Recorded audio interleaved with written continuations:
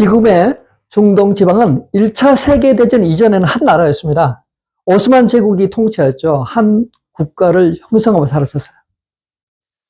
그러나 1차 세계대전 때 독일, 이탈리아 편에 싸웠던 오스만 제국은 전쟁에서 패하게 되잖아요.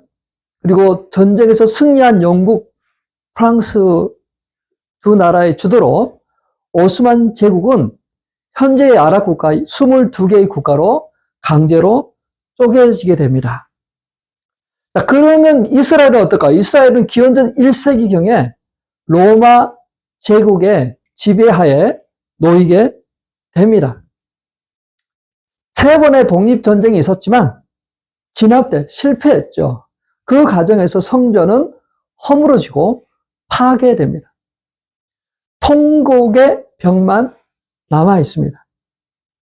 유대인들은 여러 나라로 흩어지게 되죠. 다른 나라에 살면서 다양한 편견, 오해, 박해를 받으면서 살아갔어요. 2차 세계대전 때에는 독일 히틀러에 의해서 대학살을 당하게 됐죠. 그러면서 시간이 지나면서 점점 더 이스라엘로 돌아가자 시온주의가 생기기 시작합니다. 운동이 일어나게 됩니다. 영국의 외무장관은 그런 시온주의 지도자에게 편지를 보내요. 영국의 재정을 후원해주면 우리 영국이 유대인의 독립을 도와주겠다. 팔레스타인의 땅에 유대인의 독립을 보장하는 선언을 구체화시키죠. 그러나 이 선언은 다른 선언과 충돌됩니다. 이미 팔레스타인 그 땅에 아랍인들의 독립국가를 건설하겠다는 그러한 지지와 선언을 하고 있는 상태였었죠. 자, 영국은 자국의 이익을 위해서 두 개의 조약을 맺은 셈입니다. 이것이 지금의 중동 전쟁에 보이지 않는 그런 뿌리, 갈등, 그 원인이 되고 있죠. 자, 그래서 요즘 들어서 해결책으로 두 국가 해법이라는 말이 등장했어요. 더 이상 싸우지 말고 각각 자기 영토에서 서로 평화롭게 공존하면서 살자. 이스라엘이 한 나라로 인정받는 것처럼 팔레스타인도 한 나라로 인정하자. 그러한 그 조약이 오슬로 협정입니다. 유엔에서도 그것을 지지합니다. 그러나 이스라엘은 그것을 인정하지 않고 더 많은 땅을 확보하려고 하죠. 지금 이스라엘과 하마스 전쟁이 계속되고 있잖아요. 이스라엘을 지지하는 사람도 있고 또 하마스를 지지하는 사람들도 있습니다.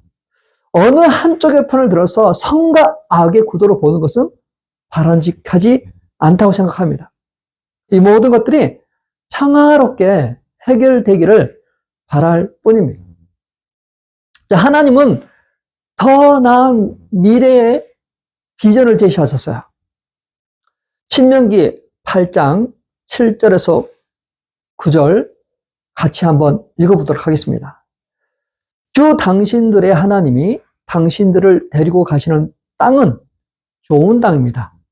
골짜기와 산에서 지하수가 흐르고 샘물이 나고 시냇물이 흐르는 땅입니다.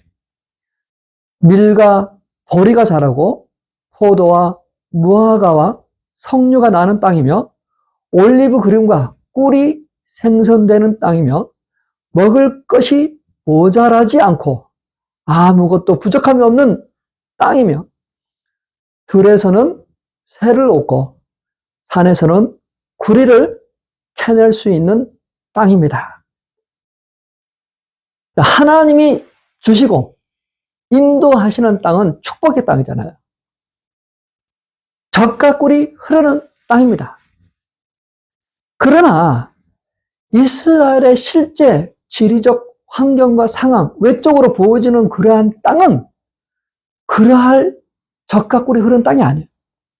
북쪽으로는 높은 산맥이 있고 남쪽으로는 황폐한 사막이 있습니다. 또 서쪽으로는 바다가 있잖아요. 이스라엘의 그 땅의 절반 이상은 사막, 산간지방, 쓸데없는 땅이죠. 산간지방에는 석회질 바위로 뒤덮여 있는 그러한 산이 1년 중에 거의 절반 이상은 고온, 건조한 기후예요. 그래서 그 젖과 꿀이 흐르는 그 땅은 비가 잘 내려줘야만 되는 거거든요. 자, 그런데 왜 이런 표현을 쓰고 있을까? 왜 젖과 꿀이 흐르는 땅이라고 하셨을까? 그냥 긍정적 사고의 표현일까요? 정말 실제 땅은 그렇지 않은데 그렇게 바라고 소망하는 그런 언어적 표현일까요? 관점에 따라서 말이 달라지고 표현이 달라질 수 있어요.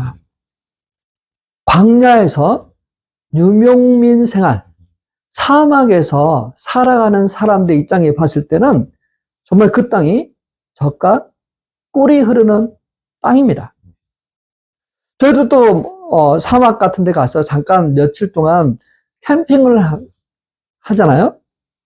근데 그때 얼마나 덥고 춥고 얼마나 좀 불편합니까? 근데 그 유목민 생활하는 사람들은 그게 하루 이틀이 아니라 수십 년, 수백 년 그렇게 하고 왔잖아요. 그런 사람들이 보면 가나안 땅은 젖과 꿀이 흐르는 땅, 상대적으로 꽤 괜찮은 땅이 되는 것이죠. 자, 또 다른 관점이 있잖아요. 신앙적인 관점에서 하나님과 언약적인 관계에서 그 땅을 보면 하나님이 주시겠다고 하는 그 땅은 다른 땅과 비교할 수 없는 절대적인 땅이에요. 하나님의 약속의 성취잖아요. 출애굽과 또 가나안 정복을 통해서 그 땅을 현실로 받은 땅이잖아요. 그 땅. 그래서 정말 하나님이 주신 그러한 젖과 꿀이 흐르는 땅, 약속이 성취된 땅, 그 땅. 땅의 소유자는 하나님이십니다. 하나님은 천지 모든 것을 지으시고 그 땅의 소유십니다. 원래 인간은 축복의 땅에서 살았어요.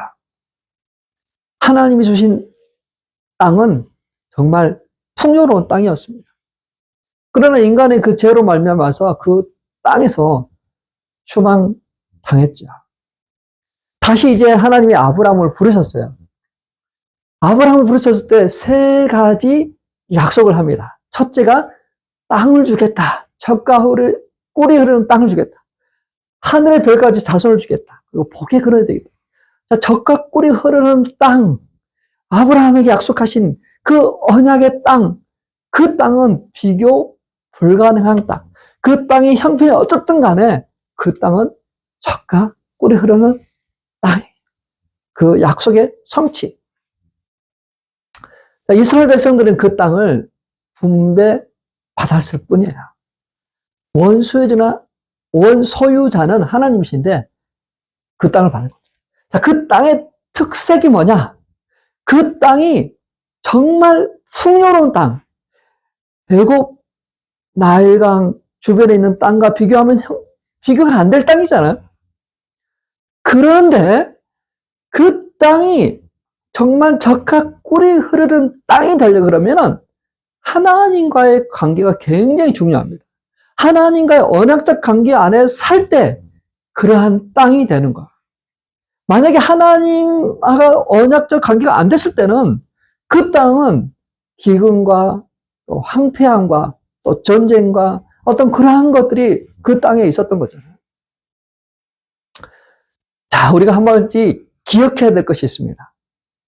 눈에 보이는 공간적, 지역적 땅이 그 땅이 아니라 하나님이 그곳에 계실 때 그 땅이 바로 젖과 꿀이 흐르는 땅이 됩니다. 하나님의 나라는 그 땅이 아니에요.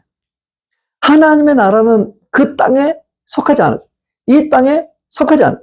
예수님께서도 말씀하셨어요. 내 나라는 이 세상에 속한 것이 아니라 이 땅에 속한 것이 아니라는 거죠. 그럼 그 땅에 누가 들어가 살고 누가 그 땅에서 그 하나님 나라를 경험하느냐? 바로 예수 그리스도를 믿는, 언약 아래 믿는 그러한 자들이 바로 그 땅을 소유하는 것이잖아요. 하나님께서, 예수님께서 주시는 하늘과 새 땅, 새 하늘, 우주적 교회, 하나님 주시는 그러한 천국은 장소와 공간에 속한 것이 아니라 하나님의 은혜의 통치를 받는 자, 온유한 자는 복이 있나니 저희가 땅을 기업으로 받을 것이야 하신 것처럼 하나님의 나라, 젖과 꿀을 흐르는 땅은 지역과 공간이 아니에요. 그래서 지금 현재 이스라엘에 사는 사람들이 착각하면 안 돼요. 그 땅이 마치 하나님이 주신 땅, 젖과 꿀이 흐르는 땅, 하나님이 선택하시고 하나님이 복을 내려주신 땅이라고 그런 눈에 보이는 물질적인 것으로만 해석한다면 큰 것을 놓치고 있는 거죠. 그거 이상의 것, 공간과 지역을 초월한 그러한 땅, 그러한 천국, 그러한 하나님의 나라를 우리에게 주신다는 것이죠. 그러므로 사랑하는 성도 여러분, 우리는 하나님의 비전, 그리고 나의 의지를 일치시켜야 돼요. 하나님의 비전은 분명합니다. 인도하시는 목적지는 사막이 아닙니다. 젖과 꿀이 흐르는 땅, 하나님의 통치와 하나님의 은혜가 있는 그 땅입니다. 주님이 우리를 향한 그분의 계획은 재앙이 아니에요. 축복이에요, 축복. 장래의 소망을 주는 것입니다. 하나님의 비전은 좋은 것이에요. 근데 그 비전을 내가 선택해야 돼요. 스스로 선택하여 그 결과를 책임져야 돼요. 우리가 코스코 기름도로 가잖아요. 그러면 여러 라인이 있잖아요. 한 8개, 10개 정도의 그 라인을 있는데, 어느 라인에 줄을 서느냐에 따라서 좀 빨리 가기도 하고, 늦게 가기도 하잖아. 그래서 눈치를 쫙 보고, 이제 곧 비올 것이다. 그곳에 가서 줄을 서면, 그래서 좋은 성과도 내기도 하고, 때로는, 이거 잘못 쓰기도 합니다. 자, 우리는 이렇게 많은 선택을 합니다. 이렇게 사사로운 것도 선택하고, 또 정말 생명과 사망에 영향을 줄 그러한 선택도 하죠. 운전할 때 신호를 지키는 습관은 생명과 복을 선택한 사람들이 하는 행위예요. 그러나 그것을 어기고 함부로 행동하는 사람들은 언젠가는 어려운 일을 다치게 되겠죠. 자녀 교육에서도 우리는 그러한 것들을 많이 경험합니다. 정말 이것을 선택하면 좋을 것 같은데 나쁜 것을 선택하는 거죠. 생명과 복을 선택하면 좋은데 심판과 재앙, 저주, 어떤 그런 나쁜 걸 선택할 때가 참 많잖아요. 한 번은 우리 막내 아들이 이제 방학이 되어서 사커 캠프에 들어갔습니다. 그리고 끝나고 이제 집에 가는 길에 자기는 그 스낵을 파는 곳에 가서 버블껌을 먹겠다. 요만한 그 동그란 껌이 있잖아요. 버블껌을 먹겠다. 아니, 이미 벌써 충분히 먹을 단 거를 먹었기 때문에 곧 이제 식사 시간이 다가오기 때문에 그냥 가는 게 좋지 않겠어? 그냥 가자. 근데 아들은 고집을 펴요. 먹겠다는 겁니다. 먹기 전에는 한 발짝도 움직이지 못하겠다. 내가 대단한 각오를 하는 거예요. 그래서 타일르고 타일러. 친구는 이제 언더스탠 하고 자기는 집에 가겠다. 근데 우리 아들은 끝까지 고집을 피웁니다. 그럴 때는 어떻게 해야 될까요? 두 가지 중에 좋은 걸 선택하도록 저는 말했습니다. 만약 너가 이것을 먹으면 다음 한 주간 동안에 네가 매일 1시간씩 게임할 수 있는데 못하게 되는 거야. 매일 1시간씩 게임을 할래? 아니면 버블껌 하나를 오늘 먹고 7시간 동안 게임을 안 할래? 일주일 동안 게임을 못 하는 거야. 잘 생각해봐. 지금 버블껌 하나, 이거 안 먹어도 되지 않아? 7시간, 매일같이 하루에 1시간씩 게임하는 게 더 좋지 않아? 아들은 버블껌을 먹겠다고 합니다. 버블껌을 먹으면 매일 1시간 동안 게임 못 하는데 동영상 못 봐. 그래도 버블껌을 먹겠다고 합니다. 그래, 그럼 너가 이 선택에 대해서 책임을 져라. 먹어라. 가서 버블껌을 샀습니다. 그리고 손에 쥐고 차에 탔어요. 차를 타고 운전해 갑니다. 아들이 좀 갈등하는 것 같아요. 바로 먹지 않고 생각하는 것 같아요. 쳐다보고, 또 쳐다보고, 먹은지스럽고, 그렇게 한 5분 정도를 이렇게 가는데, 벌써 손에 땀이 나고, 그 버블껌의 색소가 손에 이렇게 묻어졌어요. 참지 못하고 결국 먹더라고요. 저는 정말 안타까웠습니다. 야, 저걸 먹다니! 저걸 먹다니! 참, 저게 어떻게 보면 우리 인간의 모습이지 않을까?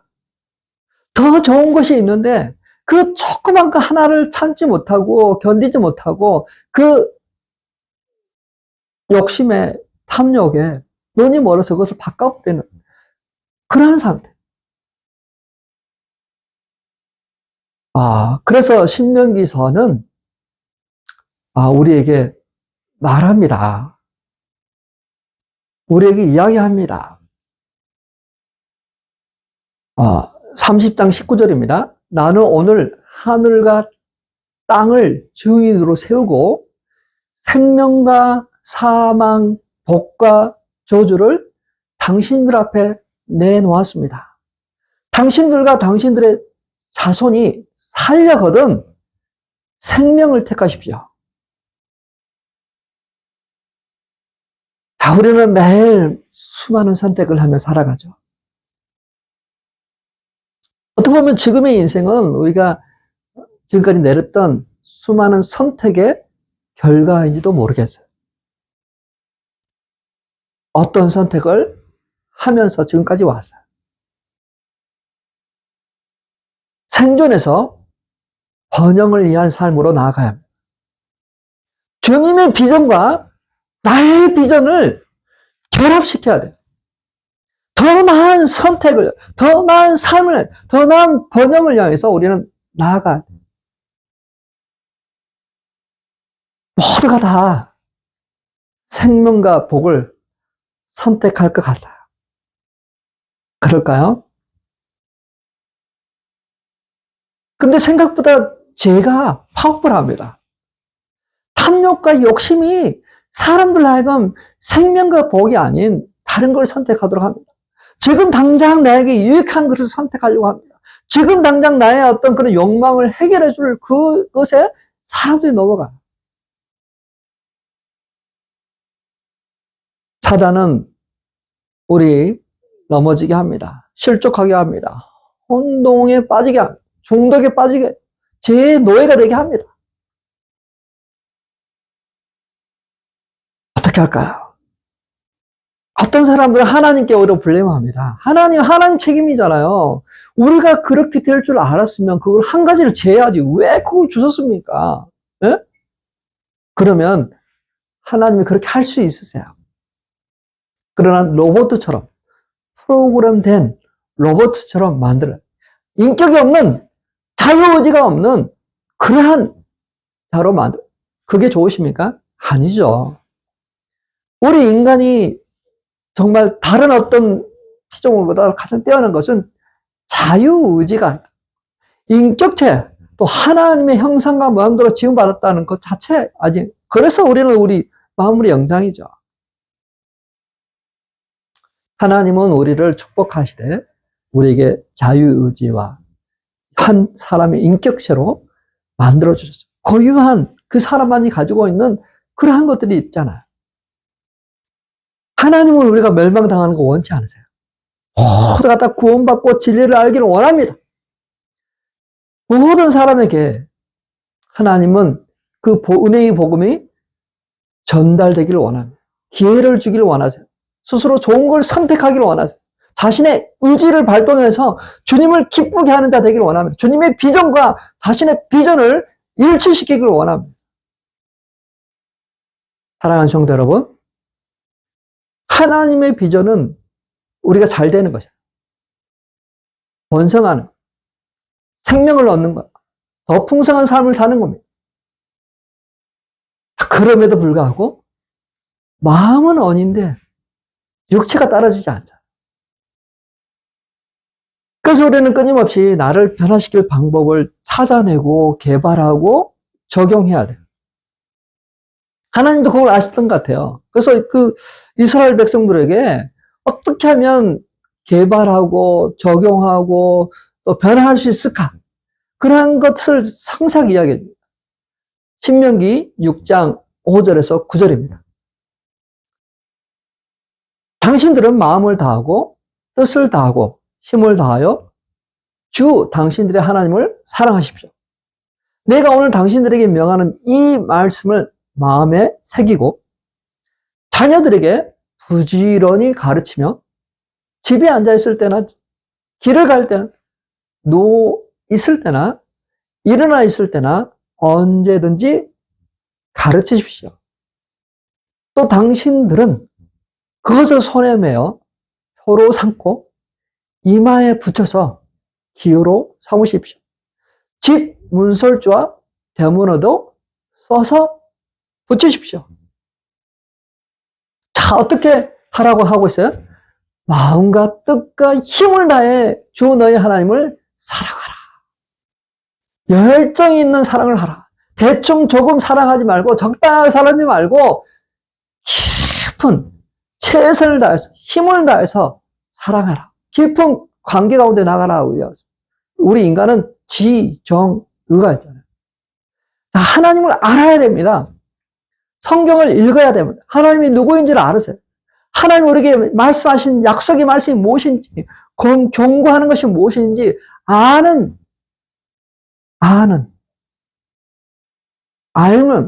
사람이 알면 알수록 더 친해지잖아요. 불안함이 없어져. 안정감이 느껴지죠.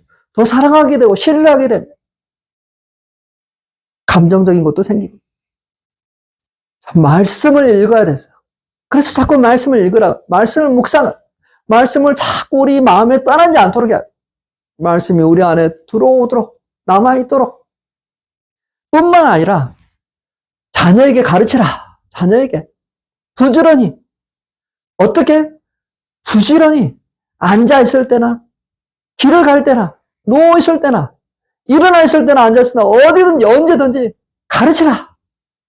가르쳐라. 잘 보이도록 해라. 잘 보이도록. 눈에 감춰져 있지 않도록. 말씀이, 성경이 감춰져 있도록 않더라. 언제든 말씀이 나오도록.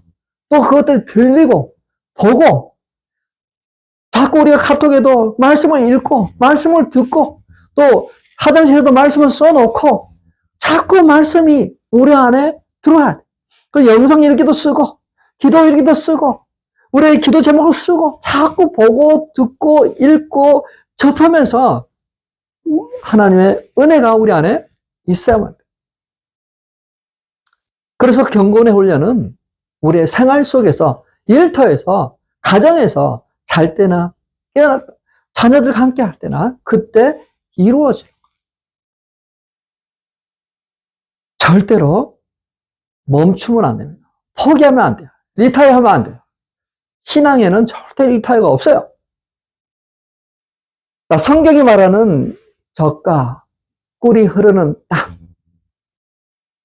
공간적, 지역적 그러한 것이 아닌 하나님의 은혜와 역사, 하나님 말씀이 임재가 있는, 교제가 있는, 예배가 있는 그러한 것이 바로 하나님의 젖과 꿀이 흐르는 땅, 하나님의 나라, 천국. 그것이 어디 있다? 여기 있다? 저기 있다? 말할 수 있는 게 아니라 바로 우리 속에 있다. 사랑하는 성도 여러분, 하나님의 나라가 우리 안에 있기를 바랍니다. 우리 가정에 있기를 바랍니다. 하나님의 은혜가 우리 가정 안에 있기를 바랍니다. 예수님이 계신 곳이 그 어디나 하늘나라, 천국이죠. 꼭 기억하십시오. 하나님의 나라는 지금 이스라엘 땅이 아닙니다. 젖과 꿀이 흐르는 땅은 지금 이스라엘이 아닙니다. 전 세계 하나님을 믿는 그리스도를 모시고 살아가는 삶의 현장이 바로 하나님의 나라의 젖과 꿀이 흐르는 천국입니다. 하나님이 우리를 부르셔서 생존에서 번영으로 더 풍성한 삶으로 이끌어요. 자, 여기서 우리가 너무 풍성, 은혜, 번영해서 너무 물질적인 걸 생각하지 마십시오. 물론 그것도 포함할 수 있지만 정신적으로, 심리적으로 또 어떤 삶의 어떤 영역에서 우리는 얼마든지 더 부유한 삶, 번영하는 삶, 더 풍성한 삶을 살 수 있잖아요. 그걸 놓치지 않기를 바랍니다. 그러한 그 은혜를 붙잡고 살아가는 저와 우리 성도님 되시길 바랍니다. 우리 가정에 정말 그 부유함과 풍성함이 있는지, 젖과 꿀이 흐르는 땅이 될 수가 있잖아요. 하나님의 임재, 은혜, 통치, 말씀, 성령님이 거하시는 곳, 그것이 바로 젖과 꿀이 흐르는 땅. 우리가 이스라엘을 좋아하는 이유는 그것이 젖과 꿀이 흐르는 땅이기 때문에 그게 아닙니다. 그곳에서 예수님이 태어나셨고 그곳에서 사역하셨고 그곳에서 은혜의 복음이 사방으로 흘러가. 그리고 성경에 나와 있는 지명들이 그곳에 있기 때문에 우리가 그것을 사랑하는 것이지. 마치 이스라엘이 정말 그것이 중심이고 그것이 젖과 꿀이 흐르는 땅이고 그런 의미가 아니라 우리는 지금 하마스, 이스라엘 벌어지는 그러한 전쟁, 또 분쟁, 그러한 곳에 우리는 정말 기도함으로 분쟁이 사라지고 그곳에 화평과 화목이 서로를 불쌍히 여기고 흥미히 여기는 그러한 것들이 실현되는 그러기 위해서 우리는 기도하며 함께 나가야 될 것입니다. 사랑하는 성도 여러분, 승리하신 예수 그리스도로 말미암아 한 주가 승리하시고 더 풍성한 삶, 하나님의 나라, 하나님의 은혜를 풍성하게 경험하는 그러한 삶 되시길 주님의 이름으로 축복합니다.